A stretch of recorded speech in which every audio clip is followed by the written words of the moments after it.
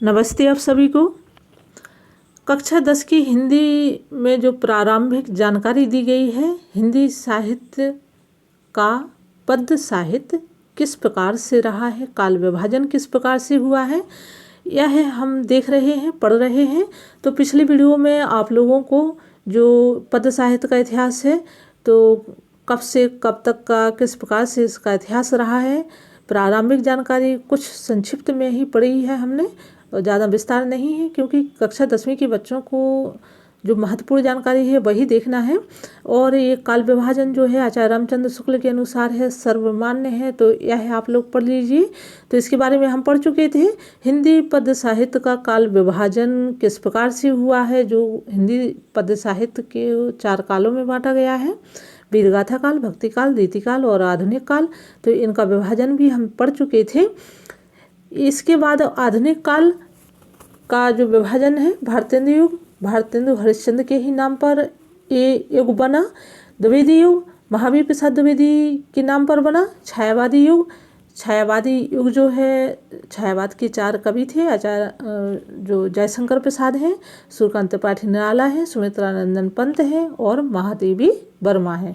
इसके बाद है प्रगतिवादी युग, प्रयोगवादी युग, जो सच्चिदानंद हीरानंद बादशायन अज्ञेय के नाम से प्रचलित हुआ, और नई कविता जो कि अभी तक चल रही है, इसके बारे में हम पढ़ चुके थे।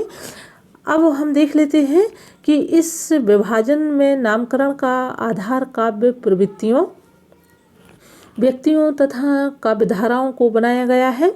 यह काल विभाजन समग्र हिंदी पद्य साहित्य की झलक प्रस्तुत करने में समर्थ है। क्या है? इस विभाजन में नामकरण का आधार काव्य प्रवृत्तियाँ, यानी कि कविताओं की जो प्रवृत्तियाँ रहीं, उनकी क्या बनावट रही, किस प्रकार से उनकी उस समय की परिस्थितियाँ रहीं, कैसी उनकी जो है, कहीं ना कहीं हम कह सकते हैं कि जो कविताएं थीं, काव्य लेखन था, उनका प्रवृत्ति, उनका नेचर, उनकी प्रकृति किस प्रकार से रही है। इसके अलावा व्यक्तियों तथा काव्यधाराओं को बनाया गया है, तो उसी के आधार पर जो है ये विभाजन हुआ है। यह काल विभाजन समग्र हिंदी पद्य साहित्य की झलक प्रस्तुत करने में समर्थ है। पाठ्यक्रम में निर्धारित रीतिकाल एवं आधुनिक काल का सामान्य परिचय दिया जा रहा है। ठीक है, तो पिछले जो है कक्षा 9वीं में आप लोगों ने पढ़ा होगा आदिकाल के बारे में, और कक्षा 9 के, 10 के, 11 के और 12 के इस चैनल पर आपको वीडियो मिलने वाले हैं। मध्य प्रदेश बोर्ड की हिंदी के समस्त वीडियो आपको एक ही चैनल पर मिलने वाले हैं, और आप लोगों की प्लेलिस्ट भी अलग अलग बना ली जाएगी। तो कक्षा 9वीं की हिंदी में आदिकाल के बारे में, या जो आदिकाल है, वीरगाथा काल है, उसके बारे में हम पढ़ चुके हैं। और आप लोग यदि आदिकाल के बारे में जानकारी लेना चाहते हैं, तो आप लोगों को वीडियो कक्षा 9वीं का देख लीजिए, तो उसमें मिल जाएगा। ठीक है, आज हम रीतिकाल के बारे में जान लेते हैं संक्षिप्त जानकारी, और कमेंट में आप लोग अपने विचार जरूर लिखिए। कक्षा 10वीं की जो स्टूडेंट हैं, तो सामान्य परिचय है यहाँ पर रीतिकाल का। हिंदी पद्य साहित्य के उत्तर मध्यकाल को रीतिकाल नाम दिया है। उत्तर मध्यकाल को क्या नाम दिया है? रीतिकाल, यानी कि इसके 2 नाम हैं उत्तर मध्यकाल की, एक तो है रीतिकाल, एक है उत्तर मध्य काल। इसकी समय सीमा 1643 ईस्वी से 1843 ईस्वी मानी गई है। इस काल में मुसलमानों का शासन था। दरबारों में सुरा सुंदरी का बोलबाला था, यानी कि जो दरबार थे वो कैसे, नाच गायन और मदरा से युक्त थे। चमत्कार तथा प्रदर्शन की विशेषता महत्ता थी, यानी कि चमत्कार, प्रदर्शन, दिखावा, इसका विशेष महत्व था। नारी विलास की वस्तु बनकर रह गई थी, यानी कि नारी क्या माना गया था? विलास की, यानी कि भोग की वस्तु बन गई थी। कवियों का ध्यान नारी के लावण्य एवं कोमलता तक ही सिमट गया था, यानी कि जो कवि थे उनका ध्यान जो है स्त्री की सुंदरता, उसकी कोमलता तक ही सीमित रह गया था। विलास की प्रधानता के कारण भक्ति भावना मंद पड़ गई थी, यानी कि विलास यानी कि क्या है, काम और प्रेम, मेल मिलाप, इसकी अधिकता होने के कारण भक्ति भावना कैसी थी? मंद पड़ गई थी। इसके अलावा बाल विवाह, बहुविवाह, अनमेल विवाह आदि कुप्रथाएं पनप रही थीं। अधिकांश कवि राज्याश्रय में रहकर काव्य रचनाएं कर रहे थे। इस समय दो काव्य धाराएं उभर कर आईं, रीतिबद्ध काव्य धारा और रीति मुक्त काव्य धारा।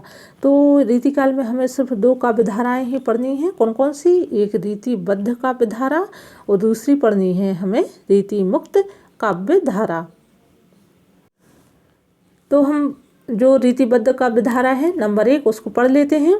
रीति की प्रवृत्ति से बंध कर काव्य रचना करने वाले कवि रीतिबद्ध काव्य धारा के कवि कहलाते हैं। यानी कि रीति या एक ही नियम, एक ही परंपरा के अनुसार अपनी जो कविताएं या रचनाएं लिखी उन्हें कैसे कवि कहा गया? रीतिबद्ध काव्य धारा के कवि कहा गया। इन्होंने अधिकांशतः लक्षण ग्रंथों की रचना की, जिसमें कौन कौन से कवि आते हैं? केशव हैं, मतीराम हैं, चिंतामणि, बिहारी आदि इस धारा के कवि हैं। इनके काव्य में श्रृंगार, चमत्कार, आचारत्व आदि की प्रधानता दिखाई देती है। तो रीतिबद्ध जो कवि थे उन्होंने कैसी रचना की? एक ही प्रवृत्ति, एक ही धारा में बंध करके काव्य रचनाएं की। वो कवि हैं केशवदास, मतीराम, चिंतामणि, बिहारी। इनके काव्य में क्या है? अधिकांशतः कौन से रस की प्रधानता है? श्रृंगार रस की प्रधानता है। चमत्कार का वर्णन किया है और आचार्यत्व क्या प्रधानता दिखाई देती है। दूसरे नंबर पर आता है रीति मुक्त काव्य धारा। तो रीति मुक्त में रीतिबद्ध की प्रवृत्ति से, रीति की प्रवृत्ति से यानी कि जो रीतिबद्ध की प्रवृत्ति थी एक ही धारा में एक ही परंपरा के अनुसार रचना करना, उससे हट कर के मुक्त रहकर स्वच्छंद काव्य रचना करने वाले कवि रीति मुक्त काव्य धारा में आते हैं। इन्होंने स्वच्छंद प्रेम की भावना, प्रेम को स्वाभाविक अभिव्यक्ति प्रदान की है। इन्होंने लक्षण ग्रंथों की रचना नहीं की और ना ही लक्षण ग्रंथों का प्रभाव इन पर पड़ा। रीति मुक्त काव्य धारा के जो कवि हैं घनानंद, बोधा, आलम, ठाकुर आदि इस धारा के प्रमुख कवि हैं। इनके काव्य में स्वच्छंद, श्रृंगार, स्वाभाविकता, प्रवाहशीलता आदि की प्रधानता है। तो रीतिकाल की जो प्रारंभिक जानकारी थी कि इसका समय 1643 से 1843 ईस्वी माना गया है। इस समय मुसलमान शासक थे। दरबारों में सुरा सुंदरी नाच गान का बोलबाला था और इसके अलावा प्रेम, विलास आदि की प्रधानता से भक्ति कैसी धीमी पड़ गई थी। बाल विवाह, बहु विवाह, अनमेल विवाह जैसी कुप्रथाएं पनप रही थी। क्यों? क्योंकि जो मुस्लिम शासक थे। इस समय जो काव्य धाराएं थीं लेखन की वो दो थीं, रीतिबद्ध और रीति मुक्त। और रीतिबद्ध के बारे में हम पढ़ चुके, रीति मुक्त के बारे में पढ़ चुके हैं। तो आज के लिए इतना ही। कल हम पढ़ेंगे इसमें कक्षा 10वीं की हिंदी में रीति काल की प्रमुख विशेषताएं। ठीक है, तो आज के लिए इतना ही। और अभी तक चैनल को यदि सब्सक्राइब नहीं किया है तो चैनल को सब्सक्राइब कर लीजिए। कक्षा 10वीं के स्टूडेंट आप लोग से मैं कहना चाहती हूँ कि आप लोग कमेंट के माध्यम से ज़रूर मुझे बताइए कि आपको वीडियो कैसे लग रहे हैं और कौन कौन सी हिंदी में जो है आपको कठिनाइयाँ आ रही हैं। तो उससे संबंधित मैं आप लोगों को वीडियो ज़्यादा से ज़्यादा अच्छी वीडियो दूँगी, जिससे कि आपकी जो विषय से संबंधित पकड़ मजबूत बन सके। हम फिर मिलते हैं नई वीडियो, नई जानकारी के साथ। तब तक के लिए धन्यवाद।